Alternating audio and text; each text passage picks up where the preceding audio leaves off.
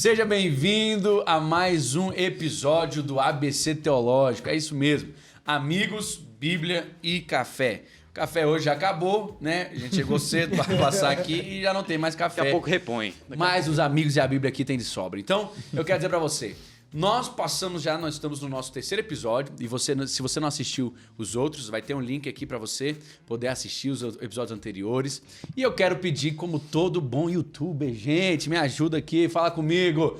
Deixa o seu like e se inscreve no canal. Vamos todo mundo junto, bonitinho, bonitinho? Deixa o seu like e se inscreve no canal. Mas eu tenho que ative o sininho. Eu tenho que assistir primeiro para ver se eu vou gostar. Você vai gostar. Dá a sua curtida como um passo de fé aí agora. Quem é crente tradicional já viu um jogral na igreja, né? Então Mas deixe seu like, se inscreva no canal. Então eu quero dizer pra você, olha só. Nosso conteúdo aqui vem com a intenção não de esgotar o conteúdo que nós vamos falar, mas com certeza de trazer um panorama para que você possa ter uma visão mais clara, algo que vai poder te nortear em direção a uma profundidade maior na palavra do Senhor. Amém? Então hoje nós escolhemos, como falamos no nosso último episódio da formação do cânon bíblico, hoje nós escolhemos nos debruçar sobre os evangelhos. Olha que tema maravilhoso. E eu, antes de começar, quero me apresentar para você. Sou Daniel Veloso, sou seu anfitrião. E aqui estou acompanhado de amigos, pastores, homens de Deus, homens que com certeza sabem muito mais do que eu da Bíblia aqui e vão ensinar vocês hoje também. Tenho aqui do meu lado o pastor Rashid. Fala, galera, é um prazer estar aqui com vocês hoje. Sem frase de efeito, não deu tempo, então que Deus te abençoe. Pastor Ricardo Carvalho. E aí, galera, sejam bem-vindos ao nosso podcast. Queria deixar um texto, pois não me vergonho do evangelho, porque é poder de Deus para a salvação de todo aquele que nele crê, primeiro do judeu e também do grego. Eu lembrei. Ele também do grego. E conhecereis a verdade. Então, continuando as apresentações, temos aqui do lado também o Dr. Rafael. Fala, galera. Hoje nós vamos calçar as sandálias dos evangelistas e vamos para uma grande caminhada para sabermos quem é Jesus. Olha, Vem comigo. É, Jesus. Chinelão, evangelista. deixa nos comentários aqui o que você tá achando dessas frases de efeito. Comenta aqui embaixo. Vem comigo. Comenta aqui embaixo. Vem comigo. E por último, mas não menos importante, nós temos aqui René Miranda. Fala, pessoal, um prazerzão estar aqui novamente. Quase que não sai. Quase que não saiu. Fala, pessoal, um prazerzão estar aqui com vocês novamente. E hoje nós vamos embarcar nessa viagem maravilhosa dos evangelhos. Gente, olha só, mais do que apenas contar para vocês o que são os evangelhos, nós gostaríamos que você, usando a frase do Rafael, calçasse as sandálias hoje dos evangelistas. Por quê? Porque é necessário que você entenda o que está acontecendo no momento cultural, momento histórico. E hoje a gente quer passar uma perspectiva da visão do autor daquele livro, para que você entenda de uma forma diferente os livros que com certeza você já leu, que são Marcos, Mateus, Lucas e João. Falei dessa ordem por quê? Porque eu acredito que Mateus, Marcos, Lucas e João não estão na ordem cronológica em que foram escritos. E para você já entender hoje do que nós estamos falando, nós estamos falando das boas novas, exatamente. Aceita essa aí. Evangelho são boas novas. Eu sou o anfitrião, eu falo o que eu quiser. Aceita. Não, eu acredito. Se não concordar, eu vou Te entregou, tu que se entregou. Ninguém falou que era o cara. Às vezes a gente vai se jogar só um... Eles iam falar talvez. Aí eu não vou deixar criar dúvida na sua cabeça. Eu sou seu defensor aqui, fica tranquilo. Olha só, a palavra de Deus, ela traz para nós as boas novas. Os evangelhos são as boas novas de Cristo. E esse nome ele é interessante não só porque para nós tem muito significado, mas também porque naquela época ali fazia menção ao que estava acontecendo culturalmente e historicamente. Não vou me debruçar sobre tudo que nós vamos falar aqui, porque eu sei que eles vão ter esse conteúdo histórico para afluir, para contribuir bem mais do que eu. Mas, para você entender, aqui o Império Romano, que estava dominando sobre o povo judeu nessa época, também tinha para ele o Evangelho, que era o quê? Era o conjunto de valores e normas e notícias que chegavam junto ao novo imperador. Quando o imperador ele conquistava uma cidade, ele mandava espalhar as boas novas, ele mandava espalhar o Evangelho. Então ali começava-se um novo domínio e esse domínio era espalhado para que todos pudessem saber o que ele pensava, o que ele cria e que eles pudessem conviver de forma que agradasse o imperador.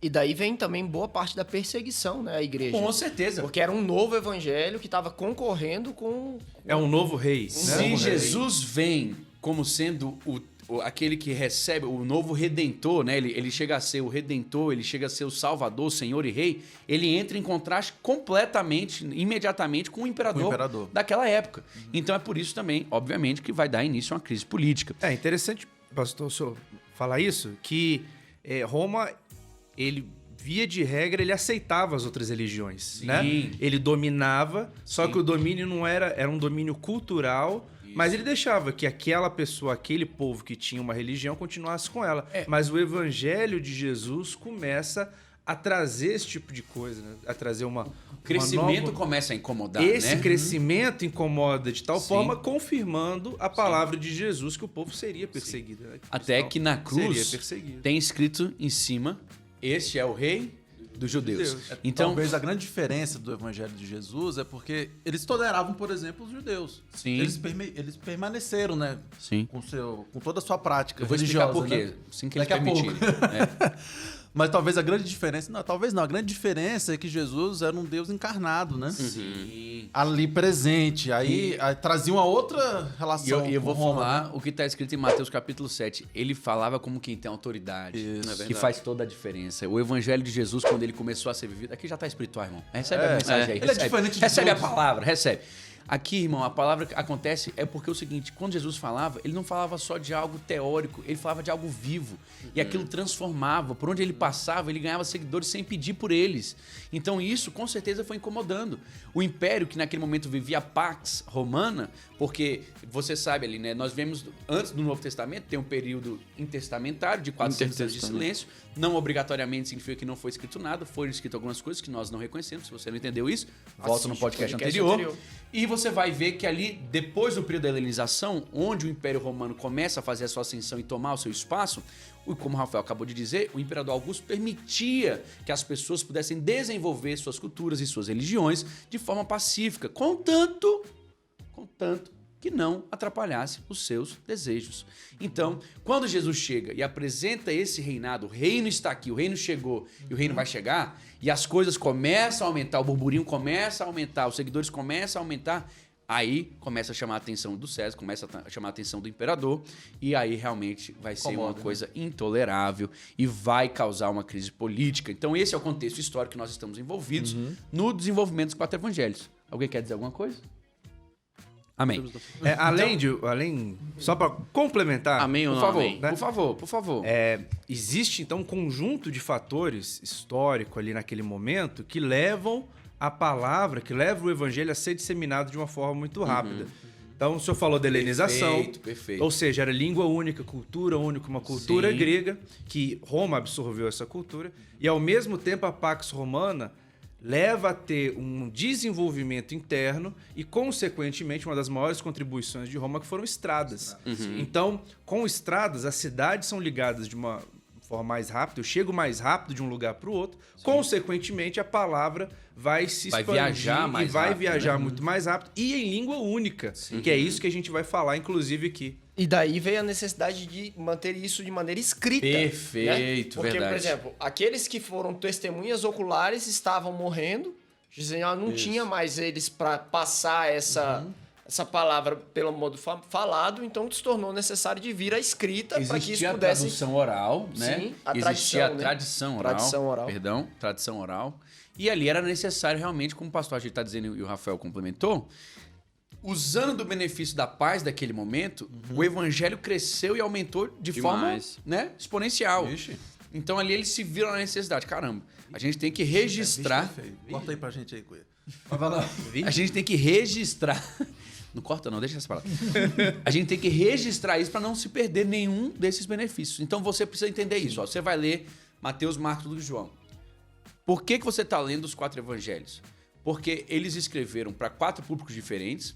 E dentre esses 4 públicos diferentes, eles não imaginavam que isso estaria compilado e junto, em sequência, em um Fossem livro só. lidos juntamente. Eles não né? esperavam isso. Eles foram fazendo para quê? Para que pudesse suprir as suas necessidades daquele momento, naquela época. Tanto que você vai ver aqui hoje, nós vamos explanar bastante isso, a perspectiva de João, a perspectiva de Lucas, de Marcos e de Mateus, você vai ver que são completamente diferentes. E isso é para que você possa entender Deus de várias formas, para você ver que Deus não está preso e limitado a uma única perspectiva. Isso também corrobora a história e a veracidade dessas histórias aqui que foram nos deixadas. Então, sem mais delongas, quero passar para o nosso primeiro livro, que não é necessariamente o primeiro a ter sido escrito, mas está na ordem ali que tá da Bíblia. Quero Será? começar com... Agostinho saiu do grupo. Sem mais delongas, eu tô mais rindo aqui delongas. porque, irmão, você não tem noção. É tanta coisa que acontece aqui nos bastidores. Um dia eu vou fazer um episódio sem corte, sem edição. A live. Uma live. A live. Aí você vai ver o que acontece. A dificuldade que eu passo para controlar esses 4 aqui. Mas eu quero dizer para você, sem mais delongas, vamos começar com o primeiro evangelho. Não necessariamente o primeiro a ter sido escrito, mas o primeiro que está ali relatado no Novo Testamento, Mateus. Pastor Rashid, conta pra gente, quem foi Mateus? O que ele pensava? Para quem ele escreveu? Vamos lá. Vamos fazer um panorama rápido aqui sobre Mateus. Mateus, o escritor do livro de Mateus, é o próprio Mateus, discípulo de Cristo, né? Um dos 12 apóstolos. De sobrenome Levi, aquele que era Nome coletor lindo. de impostos, né? Nome lindo, o filho dele chama Levi, gente. Então, Pra quem não pegou o contexto aí. nome lindo. Ele era o coletor de impostos e foi convidado por Jesus a se tornar um discípulo. De prontamente largou tudo que fazia e começou a seguir Jesus. O interessante é que Mateus, ele era um cara extremamente odiado pelos seus, né? Porque ele, como sendo o próprio judeu, do povo judeu, trazia sobre o povo judeu cargas tributárias muito pesadas. Ele era porque visto como um Roma- traidor, né? Traidor. Por todo o povo Então, judeu. Roma tinha um peso de tributos muito forte sobre o seu povo que era dominado naquela época. Então, Mateus, ele vem desse contexto, né? De ser odiado pelos Cobrar o pelos povo seus, pra né? financiar o Cobrar inimigo, seu né? próprio povo, exatamente. E pensando assim, fazendo umas conjecturas sobre ele, eu acho interessante que a partir do momento que Jesus o convida para seguir o seu ministério, há uma redenção na habilidade de Mateus, né? Você não vê falando de Mateus em muitos lugares na Bíblia. Você vai ver a citação de Mateus em 2 lugares apenas. Ele é citado quando ele é convidado a seguir Jesus, e a outra citação de Mateus é quando ele é listado como um dos 12. Você não vê mais Mateus. Mas Mateus, ele teve um papel muito importante na caminhada com Cristo. Ele tinha a habilidade da escrita, que era coletor de impostos. E Jesus redimiu essa habilidade dele. Né? Antes ele tinha uma habilidade que trazia peso e morte sobre o povo. Uau, Agora ele tem uma fantástico habilidade que Isso é traz fantástico. vida, porque ele Uau, levou a glória a palavra Deus. escrita para as pessoas. Não dá um glória a Deus. Escreve aí embaixo Né? pra nós. Glória a Glória a Deus. Deus. Sim, Aleluia. Então, assim, é o que Jesus trouxe, a redenção Sim, que foi bom Jesus mesmo. trouxe sobre a vida Essa eu de gostei, Mateus, rapaz. Tu não manda muito bem, não, mas Mas essa essa foi boa. Essa Obrigado, aí. Elinho.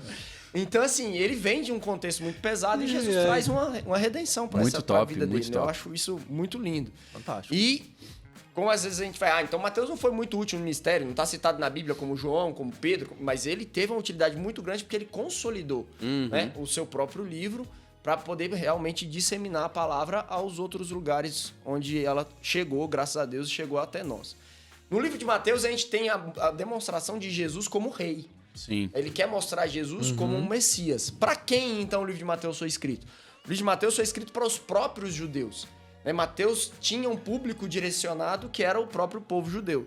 E interessante, como sendo esse seu objetivo, é o livro dos evangelhos que tem mais citações do Antigo Testamento.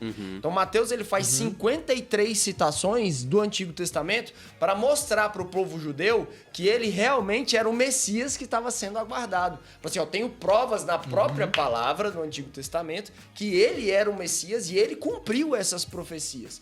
Então ele vem provando para o povo judeu que Jesus era o Messias. Tanto que na genealogia ali de Mateus, de Jesus, né? Ele coloca lá a raiz de Jesus vindo de Abraão. Ó, ele é filho da promessa, ele tá aqui. Então, Era Também necessário filho de Davi, isso, Também né, pastor? prova a descendência de Davi, né? Ele Exatamente. ocuparia o trono de Davi. Eu acho interessante, pastor, que quando como ele enche de recursos aqui que os judeus entenderiam, ele também tem que escrever de acordo com o receptor que dá a mensagem, né? Ele tem que se adequar à mensagem. Então você vai ver em Mateus uma diferença para Marcos. Quando ele diz, em Marcos ele diz reino de Deus. Em Mateus ele escreve reino dos Reino dos céus. céus. Porque ele não pode fazer a mesma citação de Deus, porque o judeu encararia isso de forma... Ele não escreve, né? Ele não Justo. escreve Ele não pode Deus. escrever. Então ele troca, tira Deus e coloca céus como um bom judeu, né? Sim. Pra não ficar citando ali o nome de Deus em vão todo o tempo, porque eles realmente não tinham essa prática. E existe uma curiosidade bastante interessante que, tendo eles escrito para o povo judeu, eles dizem que o primeiro original foi escrito em hebraico. Sim. Então, a gente tem o Novo Testamento, né, todo escrito em grego, como a gente até falou no podcast passado, mas o livro de Mateus, eles dizem que ele foi escrito primeiro em hebraico, porque Mateus, ele anotava ali as palavras de Jesus. E faz ele todo andava sentido. com Jesus. Sim, Então, com certeza. há indícios que ele foi escrito em hebraico e depois traduzido Traduzido para o pro grego grego. para ter um alcance maior, porque é como o inglês é hoje, né? Eu traduzo para uma língua que vai ter um alcance Mais maior, universal. mais universal. Mateus é um livro interessante também, porque, cara, quando a gente foi estudar, a gente percebe que ele critica muito os fariseus. Por conta do quê? Como ele era o cara que recebia críticas absurdas e fortes deles, na menção dos fariseus, quando eles dizem pra Jesus, Jesus, tu come com quem? Os publicanos. Com os Com publicanos e publicanos. pecadores. Eles estavam fazendo menção a quem? A Mateus. Tava dando uma cutucadinha ali, Então né? ele tá falando assim, cara, como é que você tem esse cara andando contigo e quer dizer pra nós como viver? Então aqui Mateus, ele faz também no Mateus capítulo 23 uma crítica bem pesada ao farisaísmo, bem pesada à religiosidade. E também ele tem aqui um caráter profético no capítulo 24. Você vai ver que Mateus, ele carrega aqui algo poderosíssimo que é usado até hoje para falar do reino milenar. Nossa questão, né, aí escatológica, bem Escatologia de representada Jesus, né? com Sermão Mateus, escatológico. O exatamente. sermão escatológico de Jesus. Sermão do Monte é o mais bem feito, é o mais detalhado, completo, mais completo. Vem de Mateus também. Isso é um ponto interessante no livro de Mateus, porque Mateus ele não se preocupa muito fechadamente com a questão cronológica dos fatos, né?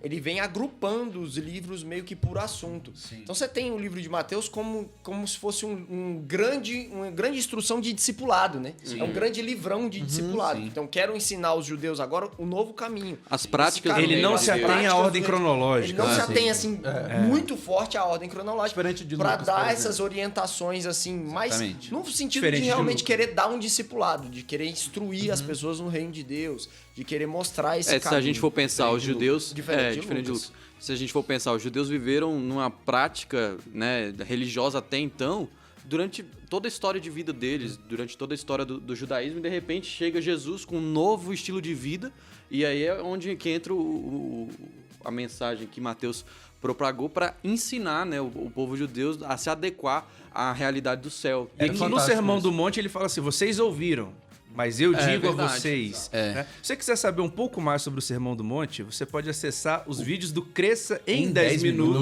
minutos. E Isso ter mesmo. boas aulas rápidas, 10 condensadas, minutos de condensados, excelente crescimento. qualidade Verdade. sobre essa passagem e outras também. É isso aí. E Confira lá. É interessante o que vocês estão falando, porque, de fato, o pessoal já existia o Antigo Testamento, né? Já existia fechado.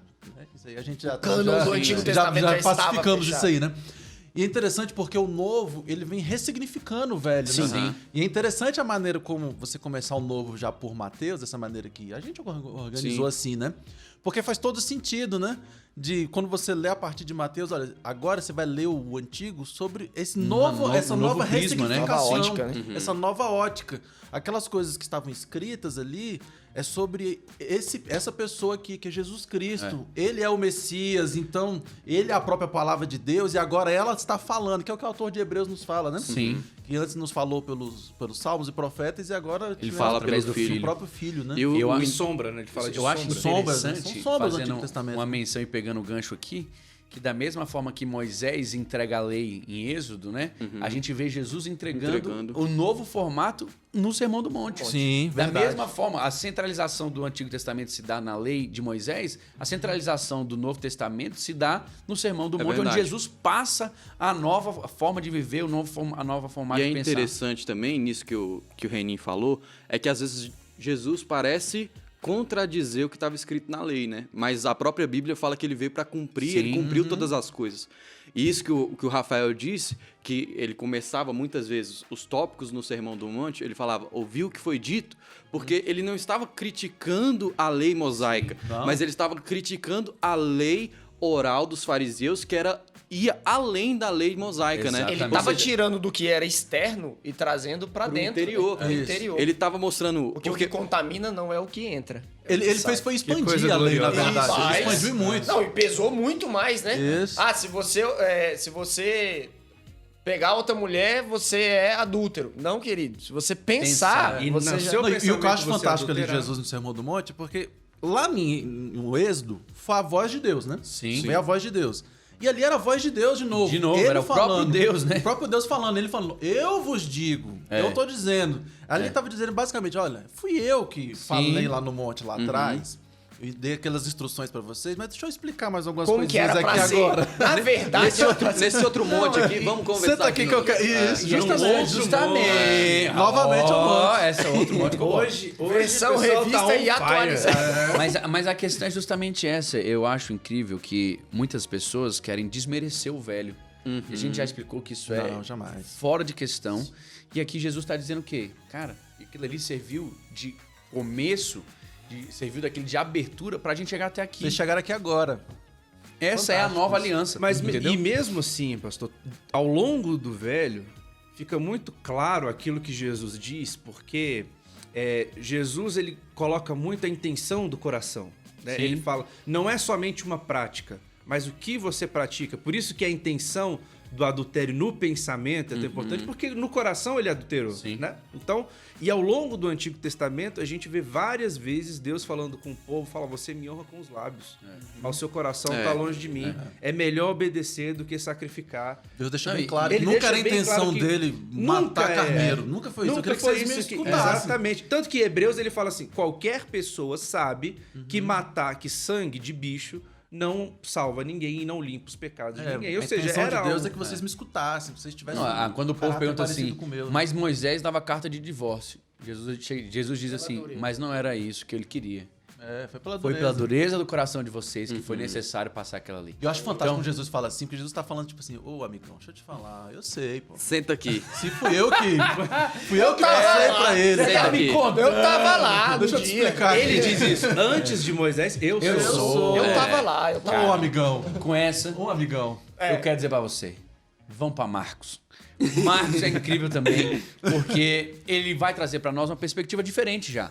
Se Mateus nos conta a perspectiva de rei, Marcos vai nos apontar como, Rafael? Como é que Marcos vai contar Jesus pra nós?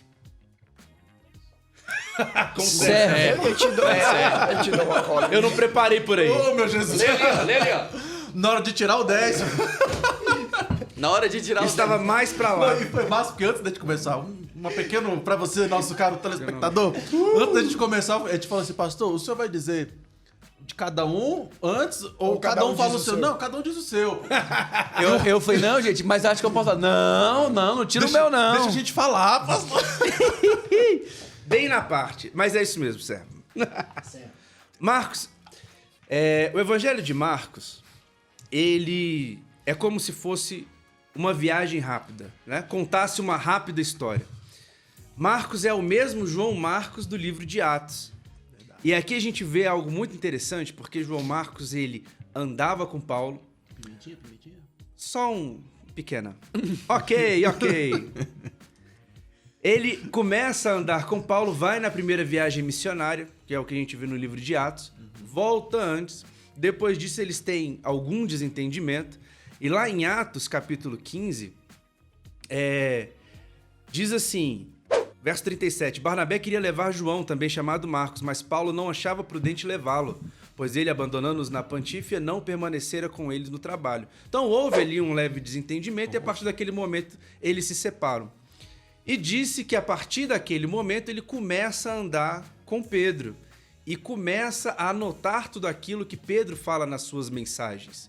Então, esse evangelho segundo Marcos poderia dizer que é o evangelho segundo Pedro, porque é uma compilação das mensagens de Pedro, das pregações de Pedro. É um eco da voz de É Pedro. um né? eco da voz de Pedro. Agora veja como isso é interessante. Né?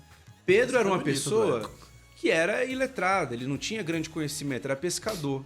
Paulo não, Paulo era uma pessoa versada, estudada, sabia escrever muito bem. Cresceu Ele, aos pés de Gamaliel. de Gamaliel, ele já disse que era muito melhor com a pena, inclusive, do que com a fala, do né? que com a sua presença, ao contrário de Pedro. Os discursos de Pedro são muito conhecidos, mas não a sua escrita. Então, Marcos não era necessário para Paulo, mas ele era necessário para Pedro. Isso. Então, a gente consegue ver como Deus faz as coisas. Doutor Rafael, deixa eu tirar uma dúvida. Você tá me dizendo, então, que nem todos os evangelhos foram escritos por discípulos de Jesus? Não. Não. Nem todos os evangelhos foram escritos por discípulos de Jesus, mas eles foram chancelados pela autoridade apostólica. Lucas, por exemplo, não era um judeu, né? Nem grego, judeu. nem era. judeu. Ele foi chancelado por quem? Você já começou. O Paulo, né? Mas vamos terminar Marcos aqui, gente. A gente tá em Marcos aqui. A gente vai chegar em Lucas. A gente vai chegar em Marcos. A gente tá em Marcos aqui. Então a gente vê essa situação de Marcos anotando ali as pregações de Pedro, por isso que novamente a gente não vê uma linha clara, né? Uma linha de tempo clara. O que interessa aqui? Quem Jesus é? O que ele fez? O que ele pode fazer por você? Como ele se revela? Então, este é o menor dos evangelhos. É um evangelho com 16, curto, né? é o mais curto, com 16 capítulos, começando inclusive com o batismo de Jesus. Sim. Porque ele não foi endereçado para o judeu. Ele não foi endereçado para aquele que estava esperando o cumprimento de profecia. Sim. Pedro, ele prega também para os gentios. E Marcos começa a anotar essas pregações naquilo que Pedro vai dizendo, que importa. Ou seja, ele é direcionado para o gentio. Porque ele é direcionado para o gentio, a gente vê uma diferença daquilo de Mateus, que não necessariamente ele invoca sempre o cumprimento de profecia. Mas Ele não tem essa necessidade. Ele não né? tem essa necessidade. Mas o que ele faz? Ele explica muito o costume judeu, ele explica muito como aquilo acontecia para o judeu, ele explica algumas expressões que estão em hebraico e o que aquilo significa, e da mesma forma ele diz, vocês precisam de um mestre. Tanto que a palavra mestre, ensino, rabi, aparece 39 vezes neste evangelho de Marcos. Uau. O que faz todo sentido, né? Porque eram pessoas que não tinham... Diferente dos leitores de Mateus, né? Sim. Que tinham o conhecimento do Antigo Testamento e Mateus precisava fazer um escrito para mostrar, ó, é dele que o Antigo Testamento tá falando. Aqui já são pessoas que não sabiam nada, né? Tinha que apresentar o tema, né? Nesse evangelho, a gente vê alguns pontos interessantes. Não é necessariamente a divisão clássica que é feita, mas são alguns pontos interessantes.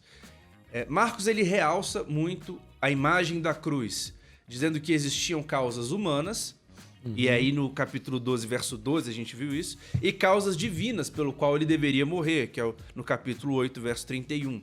Então a gente vê Marcos dizendo, olha, ele morre por causa da cruz. Existiam causas humanas, porque Deus age através do tempo, do homem, mas existiam causas divinas, porque havia um plano redentivo ali. Sim. Fala dos seus ensinos, como a gente acabou de falar. Existe algo chamado de segredo messiânico, porque em Marcos, não poucas vezes Jesus, ao realizar um milagre, diz, não conta quem fez isso, vai lá no templo, apresenta o sacrifício que é necessário e agradeça a Deus. Mas, claro, diante do milagre, as pessoas diziam, né, quem havia feito aquilo. Eu acho interessante, Rafa, que aqui a gente tem algo totalmente contrário, né? Oposto, né? Porque aqui Marcos já aponta um evangelho bem terreno. É bem de fazer, né? Jesus fala pouco em Marcos, Jesus faz muito em Marcos. Por quê? Ele é o servo, né? Jesus é visto como servo aqui. Por quê? Querido, você tem que entender quem é que está recebendo essa mensagem. Para a mensagem ela ser boa, para ela ser inteligente, ela tem que comunicar bem com o receptor daquela mensagem. Então, se ele queria conquistar romanos, gentios, ele queria mostrar quem era Jesus no que Jesus estava fazendo. Ele mostra um Jesus mais performático. Performático. Jesus não para, cara. Jesus tá ali, depois Jesus tá aqui, depois tá lá, depois faz isso, faz aquilo. Cansa. São com 16 esses- capítulos de muita ação, né, Rafa? Muita ação. Exatamente. Muita ação, e com esses milagres, todas essas ações dele demonstra quem ele era. 100% homem, porque ele faz muita coisa aqui mostrando o que ele faz, mas os milagres Sim. autenticam a sua divindade. Ou seja, mostra ele 100% homem, mostra ele 100% Deus, e o iniciozinho do evangelho diz o princípio do evangelho. Ou seja, tudo aquilo que estávamos vivendo ali, naquele momento já posterior, no momento que aquilo foi redigido, né, em Marcos, mostra onde nós estamos aqui, mas de onde isso começou. Eu vou contar para vocês como começou tudo isso. E aí ele inicia contando a trajetória de Tem um fato curioso aqui sobre o livro de Marcos, é que Marcos ele é contado como sendo filho de Maria. Vocês lembram daquela casa onde os discípulos se reuniam, onde a igreja começou, onde as pessoas estavam ali, quando Pedro vai bater na porta? Ele estava naquela casa, ele era o filho da dona daquela casa.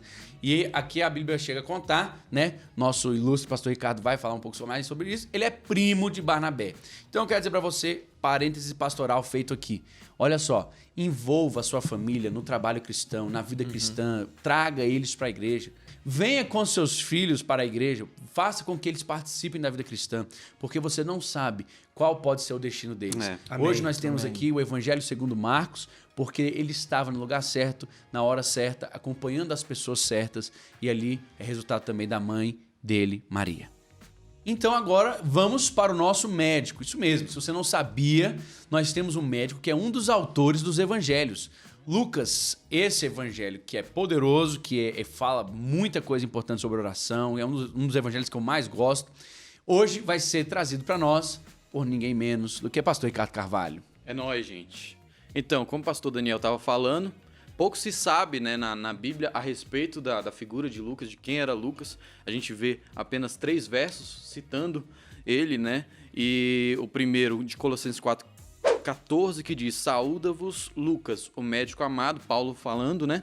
Ou seja, a primeira coisa, que é consenso, ele era um médico.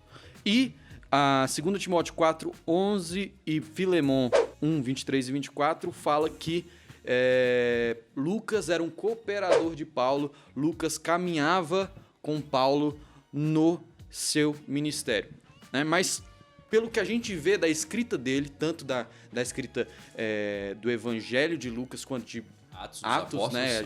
É importante frisar também. A gente percebe que ele era um homem muito douto, um homem muito inteligente, né? E eu imagino que, como hoje uma pessoa tem que ser inteligente para ser um médico, naquela época não deveria ser diferente. E ele mostra uma erudição muito maior do que os outros evangelistas, né? No caso, por exemplo... Uma minúcia, né? Um cuidado muito grande. Além da minúcia quase que jornalística, né? Ele foi capaz de escrever em gêneros literários diferentes. Como, por exemplo, ele é o único que coloca cânticos, por exemplo, de Maria e Isabel, o cântico de Simeão, né? Os outros não falam sobre isso, ou seja, ele tinha essa capacidade de escrever de diversas formas, também em diversas formas de grego, né? Ele começa ali com um grego mais clássico, depois ele passa a escrever num grego mais popular da época, né? Mas assim, como o nosso propósito hoje como o Rafa falou no início, é calçar as sandálias dos evangelistas, a gente tem como pensar um pouco mais sobre a vida desse homem, né? Esse homem que andou com Paulo, esse homem que, como o pastor Dan falou, ele não foi um apóstolo, ele não foi um discípulo de Jesus, não se sabe quem ganhou ele para o evangelho, quem ganhou ele para Cristo. Provavelmente tenha sido Paulo ou pode ter sido qualquer outra pessoa, mas ele... eu vejo um amigo íntimo de Paulo, íntimo de Paulo, um cooperador, e foi um homem que tinha uma carreira, uma vida, né? E quando a gente pensa na medicina, a gente pensa em pessoas que amam cuidar de outras pessoas, amam cuidar de outros homens, da saúde física. E eu vejo essa característica compassiva dele na literatura dele e também na história, porque a partir do momento que ele viu algo que pudesse não salvar apenas ali o físico da pessoa, mas trazer a vida eterna, ele abriu mão da sua profissão de médico, ou talvez, né, pode ter usado ali nas viagens missionárias, porém ele começou a se direcionar, a levar o evangelho e teve todo esse cuidado de trazer escrito tanto o evangelho de Lucas quanto o livro de Atos. Só uma questão aqui que eu acho importante frisar.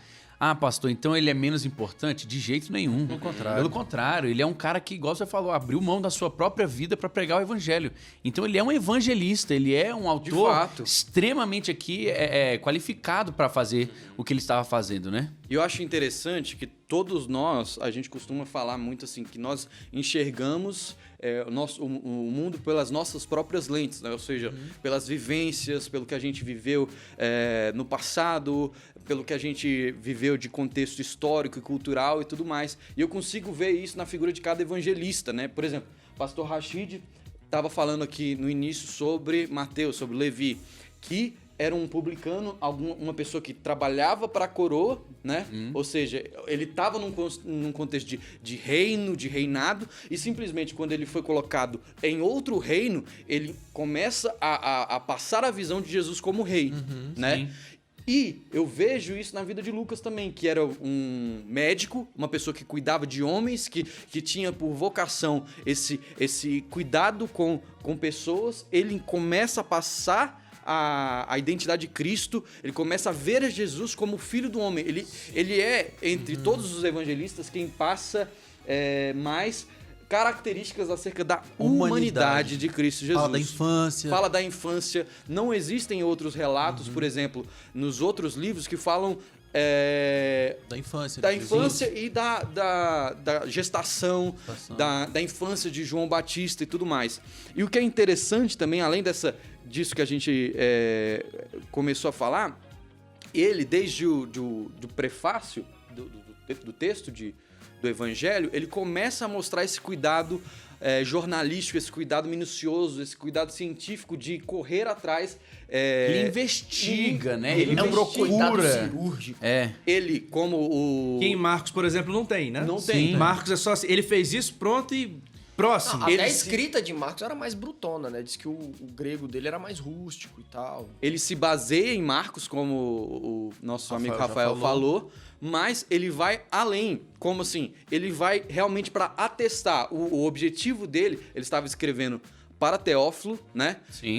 Mas também em contexto final, ele estava escrevendo para a igreja, Para os gentios, para né? os gentios, Para os gregos né? da Para época, os cristãos gentios e tudo mais. Lucas fala que ele investigou desde o começo, cuidadosamente. Ele foi atrás das Detalhadamente, pessoas, né? Ele entrevistava as pessoas. Eu acho né? interessante que aqui, e continuando o que vocês estão dizendo, ele é estimulado pelas obras de outros, mas ele toma para si a responsabilidade de consultar testemunhos oculares, ele coloca a selecionar e dispor em cima de várias informações que foram a ele liberadas, e também, obviamente, a gente não pode esquecer, ele foi inspirado pelo Espírito Santo. Aqui não é uma obra humana. Então ele só fez um compilado de declarações humanas. Não. Ele foi inspirado pelo Espírito Santo e, poxa, gente, a gente tem que validar o trabalho do cara também. O cara foi atrás de coisas que os outros não relataram. Então imagina o trabalho que ele teve para alcançar esse tipo de Isso que você falou, só um negócio que eu acho interessante, acho que se aplica muito às nossas vidas, diariamente falando, né? Você vê que a gente tem 4 evangelhos que estão falando da mesma história, né? No mesmo período. E são diferentes, né? Porque foram escritos por pessoas diferentes e Deus quis isso. Porque as nossas características individuais é justamente isso que Deus quer usar, né? E muitas vezes a gente quer se parecer com o outro, né? Tipo, se Lucas quisesse se parecer com Mateus, não, eu tenho que fazer... A gente não teria o evangelho de Lucas. Seria um copista, não seria, Seria um copista. Exato. Então, seria um o copista. evangelho de Lucas existe porque Deus usou Lucas dentro das características individuais dele. Então a gente precisa deixar que Deus nos use dentro das nossas características individuais. E que nós trazendo temos, né? para nossa realidade hoje, se você perguntar para qualquer pessoa, tipo, o que você gosta nos evangelhos? Cada um parece que carrega consigo um evangelho preferido, né? Não, Sim. o evangelho de Lucas fala mais ao meu coração, não, o evangelho Sim. de Mateus ali, no Sermão do Monte e tal. Então isso é muito interessante também. E assim, como o Renin estava falando, essa questão cuidadosa de ir atrás das testemunhas oculares, acredita-se que ele não foi atrás de qualquer testemunha ocular, ele foi atrás das pessoas, das histórias que Jesus teve, né? Por exemplo, pessoas que foram curadas por Jesus, Atrás do cara que foi paralíticos curado, que né? foram... para ver as histórias contadas por eles mesmos, né? A gente vê, por exemplo, um cuidado como minucioso com o indivíduo no texto de Lucas. Por quê? Porque ele tem um cuidado de relatar, por exemplo, sobre Zaqueu, sobre outras pessoas, mulheres e crianças que não é tão falado. Por exemplo, lá nos últimos 2 capítulos de Lucas, ele relata que quem teve a primeira visão de que Jesus tinha sido ressuscitado foram as mulheres. Foram as mulheres que foram ver. Ele dá uma no outro importância dia, muito embalsamado. grande às mulheres, né? Isso é interessante, pastor, porque isso mostra muito bem a veracidade do fato. Sim. Porque se aquilo fosse uma invenção, se o evangelista quisesse inventar que aquilo tinha acontecido, ele não teria colocado uma mulher para ser a primeira testemunha. É verdade. Justamente porque não havia grande Relevância. relevância para a mulher. credibilidade, Ainda pela cultura mais da uma época, mulher né? que foi uma mulher perdoada ali de pecados, que tinha muitos problemas, né? Não era Tinha uma... sido isso. Só 7 demônios Só saíram 7 do corpo demônios dela, tinham é. saído dela. Então, isso mostra a veracidade do fato. De novo, algo que a gente já falou em outros episódios também. Você pode até não acreditar... Você não, querido, você acredita nisso mesmo. A pessoa pode até não acreditar que aquilo não aconteceu, que ressuscitou, etc. Que Jesus ressuscitou. Mas que aquilo foi escrito daquela forma e que aquele escritor não tinha intenção nenhuma de alterar dados, é fato, né? Isso é porque a mulher não tinha relevância, mas ela foi a primeira testemunha. Né? As cópias que existem são fiéis àquilo, ou seja, não havia nada. Né? Se fosse para inventar alguma coisa, seria algo muito mais bem elaborado. A gente vê que realmente isso aqui é um trabalho de investigação, um trabalho sério e um trabalho que glorifica a Deus E de inúmeras formas As diferentes. características desses 3 primeiros evangelhos, a gente depois vai falar de João, eles atestam também caminho para essa veracidade do texto bíblico, né? Exatamente. Porque o primeiro você tem ele sob o ponto de vista de um discípulo, Mateus. O segundo, Marcos, você tem sobre o ponto de vista de um cara que estava escutando Pedro falando. apóstolo, Um cara escutando uma Um testemunha apóstolo, ocular falando. O terceiro, você tem um historiador que vai atrás das pessoas sobre a outra ótica, né? Sim. A ótica daquele que foi curado, não do cara que assistiu o cara sendo curado, né? E isso atesta a veracidade do texto bíblico, E né? como eles complementam Se um ao outro, né? complementam. E agora, eu quero falar pra você. Chegou a hora. Encerramos os chamados evangelhos sinóticos. Que pra você ficou claro isso, gente? O que é o evangelho sinótico? Porque, como a gente falou aqui, Marcos foi escrito primeiro. E como ele foi escrito primeiro, ele tem até mesmo a menor parte exclusiva do texto, entendeu?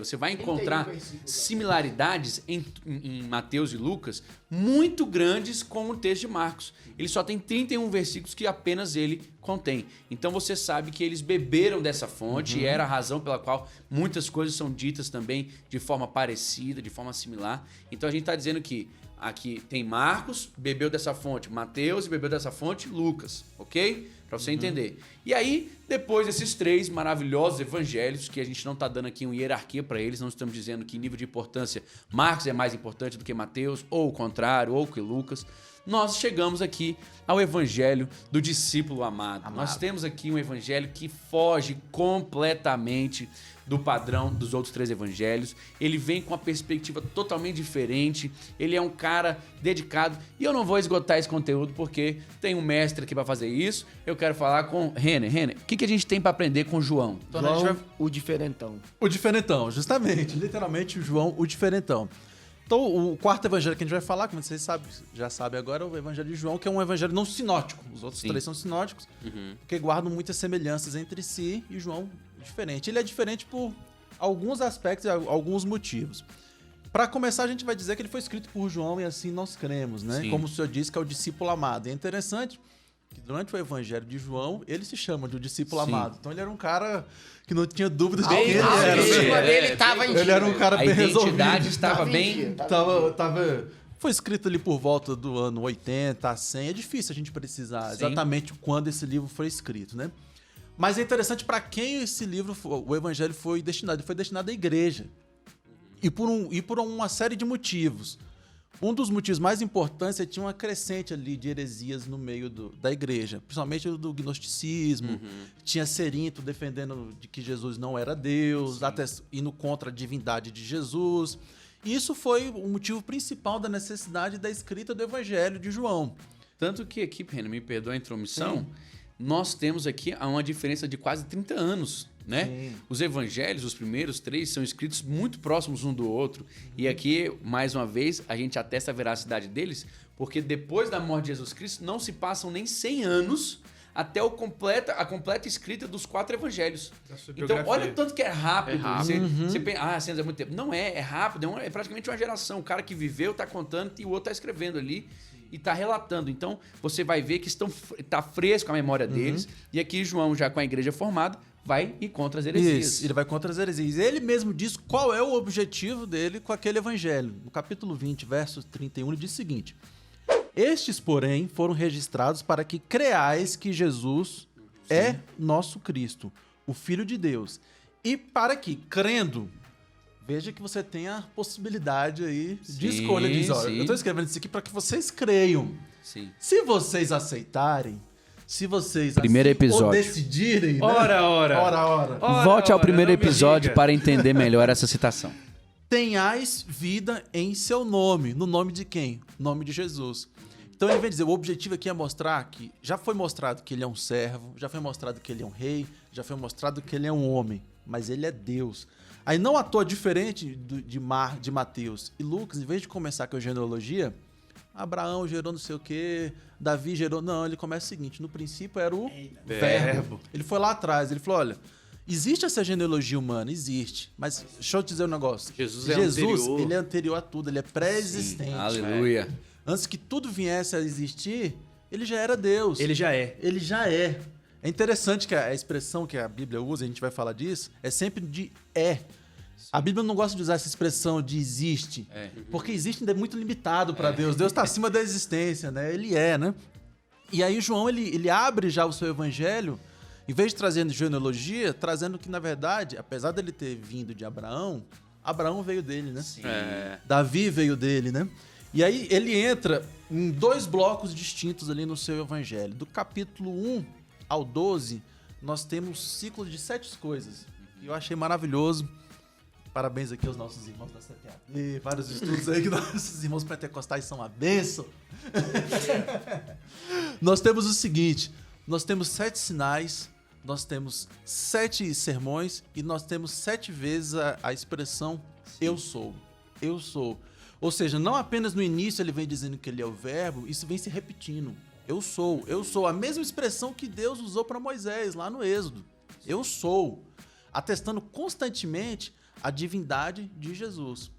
Do capítulo 13 para frente, você tem ali uma cisão ali com os judeus. Assim, eu vim para os meus e os meus não rejeitaram. Não receberam. Os meus não rejeitaram, não. Os meus rejeitaram, né? Os meus não receberam. E ali você tem o início daquilo que seria o início da fundação da igreja. Sim. Então o João está mostrando, olha, isso aqui, gente, é para a igreja. Igreja, mais do que um personagem histórico, mais do que 100% homem, a gente está falando também de 100% Deus. 100% Deus.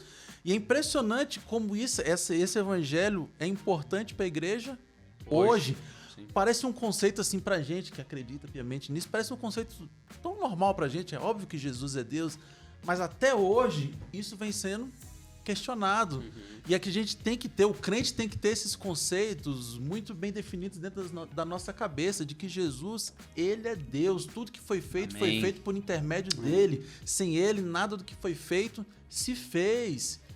É o evangelho mais teológico que a gente vai ter, né? É o mais espiritual. É o mais espiritual, profético, né? Enquanto Marcos mostra, e aqui vou voltar ao assunto, né? Enquanto a gente vê que Marcos, por conta do público que ia receber sua mensagem, mostra um Jesus terreno, João, por conta daqueles que iam receber a sua mensagem, que era a igreja. Mostra um Jesus divino, né? Mostra um Jesus que aqui não é apenas homem, ele mostra o Jesus Deus, né? A divindade de Cristo. Então está aqui enfocado. Ele fala de assuntos que não são tão abordados nos outros. Ele vem falando de água da vida, palavra da vida.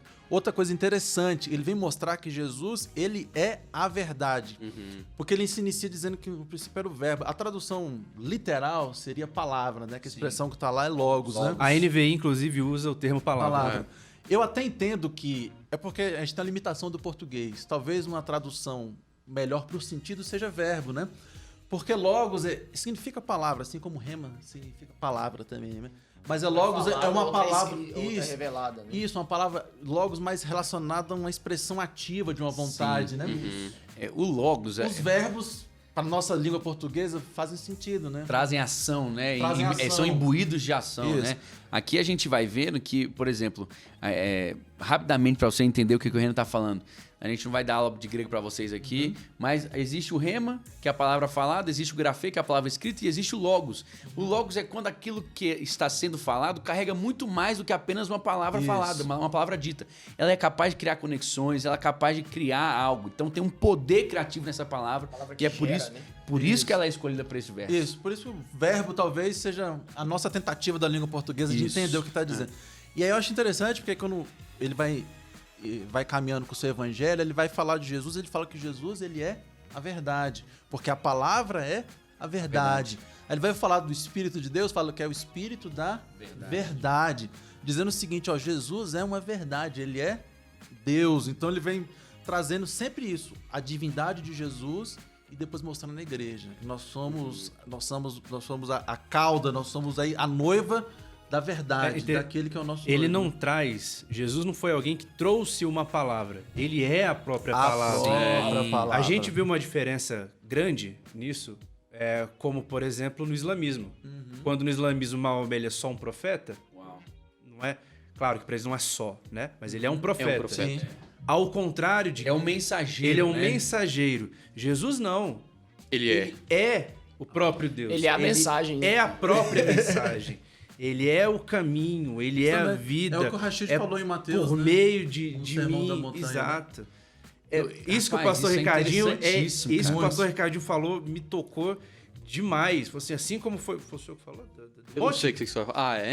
Ele chegou que as tábuas são recebidas no monte. Ah, foi o pastor Daniel. Completado pela figura ilustre do pastor Ricardinho. Olha o jabazinho.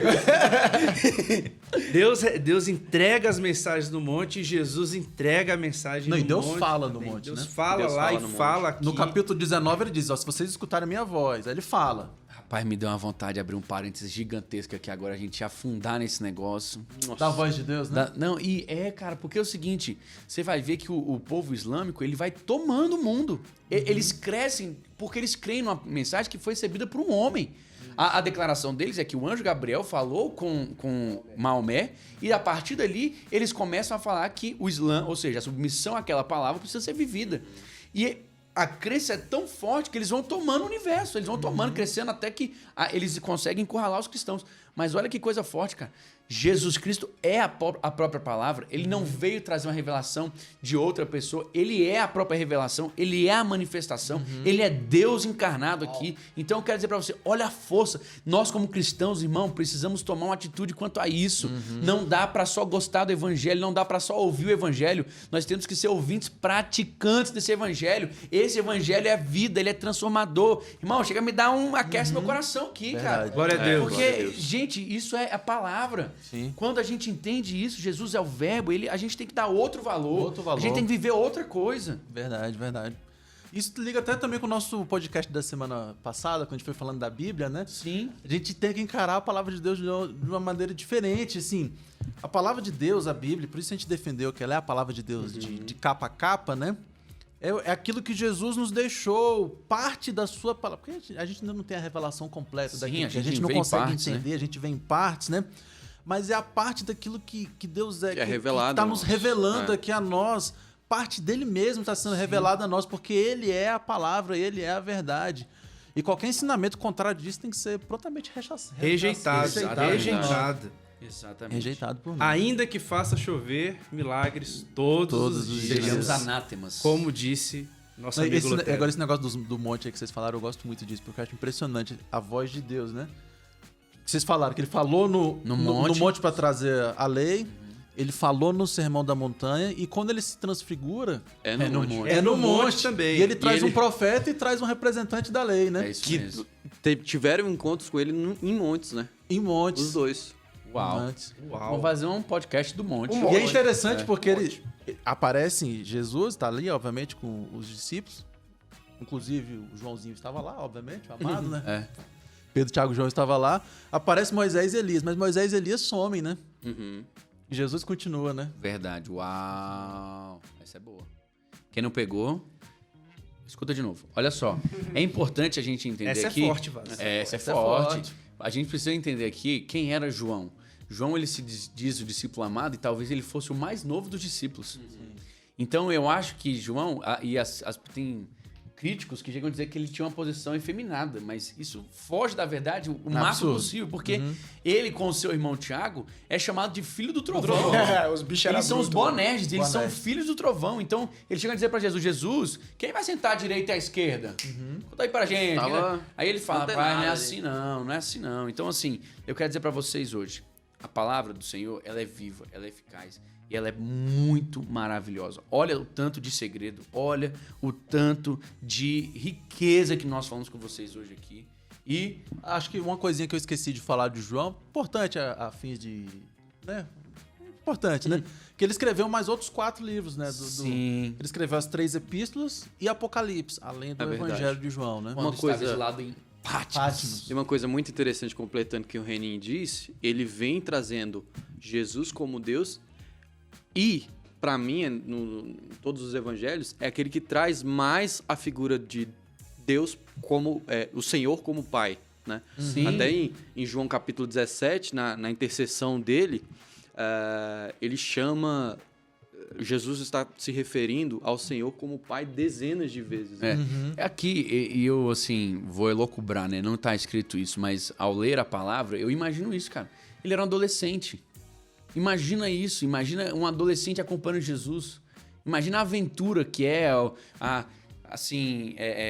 eu queria usar outra palavra, não ser excitação, assim, sabe esse desejo, essa alegria, poxa, essa euforia. Imagina, você é um adolescente, você tá crescendo agora, você Tá pega- vislumbrado com tudo aquilo ali, né? Você tá deslumbrado ali, você uau! Então, Jesus pega esse menino, chama pra perto, investe nele, ele se torna uma das colunas, ele se torna um dos caras que é mais próximo de Jesus Cristo.